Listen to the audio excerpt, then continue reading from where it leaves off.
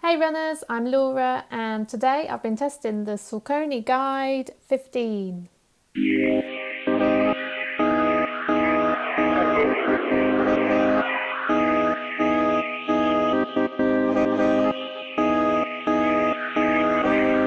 So I am the resident stability shoe fan.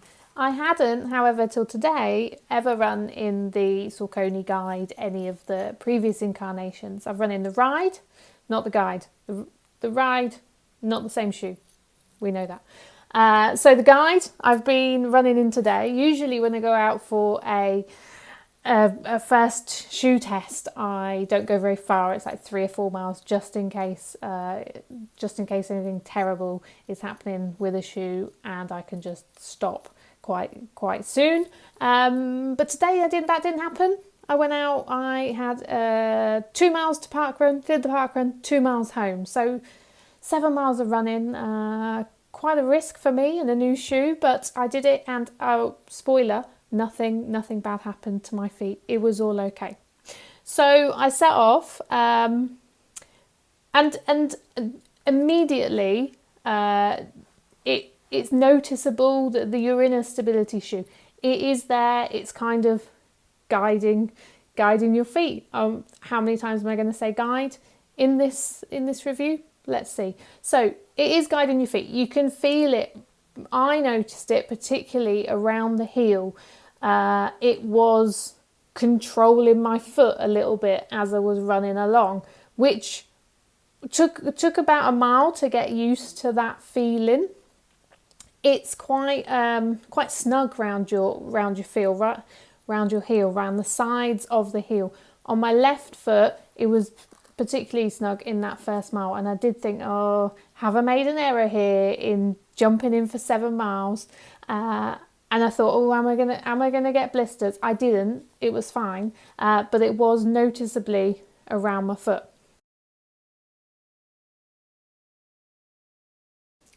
Now, Saucony say that their new 360-degree fit means that the sidewalls are a little higher, and you're supposed to sit in the shoe rather than on top of it. And I guess that's what I was feeling a bit. I was feeling like my heels were being cupped as I was running along. I don't have wide feet. I have more narrow feet, so I was a bit unsure how would somebody with wider feet take this. Would it adapt to them? But for me, it was noticeable, but not in a bad way. Now there is a wider fit option, so if you are unsure, go wider. I'd say if you kind of are on the edge of that because of that round the heel, I'd say go a little bit wider. Now the heel on the outside, on the sole, you can see there's quite a corner there. We've got the foam, the white, that's nice and kind of soft. That's nice. The rubber in the purple, this is harder, obviously. And then the white here, this bit of plastic, that is hard. Now, this is all, if you are somebody who wears down the inside of your heel here, this is going to help you. This is going to be all right, because that's quite tough. That is going to take a lot of pounding to wear that down. Saucony say this is what they're going for. They have put more durability, they're promising, by adding this extra amount of rubber there. So the upper, nice, lightweight, breathable. No rubbing, no random seams for no reason. It's a good, lightweight, breathable upper.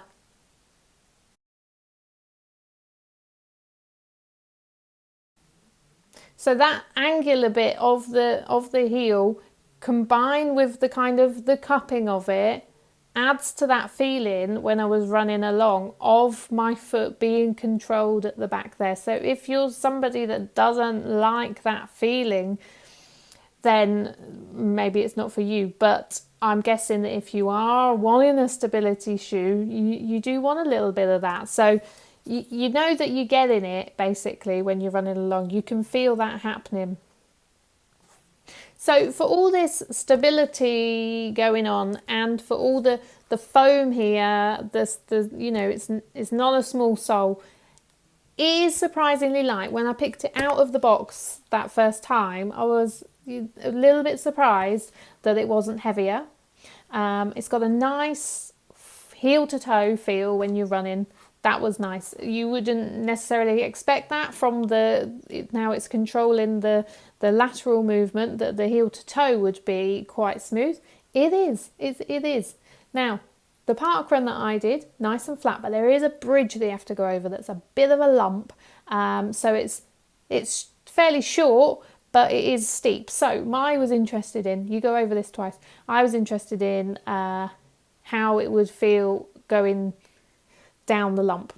But because of the heel, because of feeling the heel was a little bit potentially blocky on the outside, I thought, oh, how's the downhill going to go as I heel strike my way down this hill? And it was okay. Actually nothing to report there. It was surprisingly fine. Now, my plan had been for the parkrun to take it nice and casual. Often doesn't go that way. Went quite casual. Obviously, with that 0.1 mile to go, most of us pick up the pace. So how did the shoe cope with that? It went. It was all right. When I did go to do my little bit of sprint finish and overtaking, the shoe went with me. It was responsive. The nice heel to toe action helped, and it did help me pick up the pace. Now, when I crossed that finish line, interestingly, a voice popped up behind me and said, "Oh, how'd you find those shoes?" And I turned around and there was a guy wearing the same shoes as me, and I said, "Oh, it's my first time wearing them today, but I think they're all right. How are you?" And he said, "Oh, I've been wearing them a bit, yeah." He said they're a bit funny to walk in, but I quite like them running. And we had a good chat. He usually runs in I should have taken his name, yes.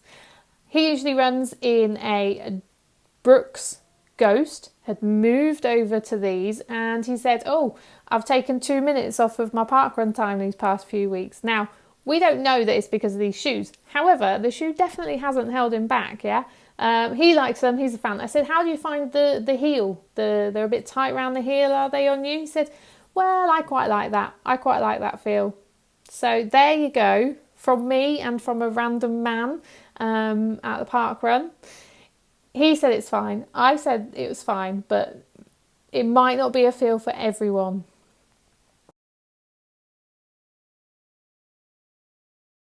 So if you want to buy this shoe, it's going to cost you £130. Women's shoe sizes comes in sizes 5 to 12 and men's comes in 7 to 15. The women's shoe is 233 grams and the men's is 271 grams. And you've got an 8mm drop.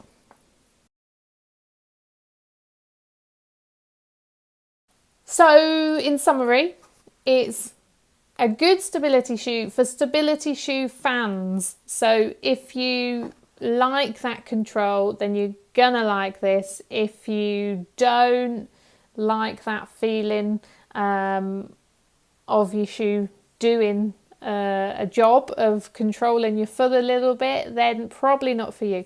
It's going to be good for longer distances. It's it does go with you for those faster bit at the end of the park run. It did go with me.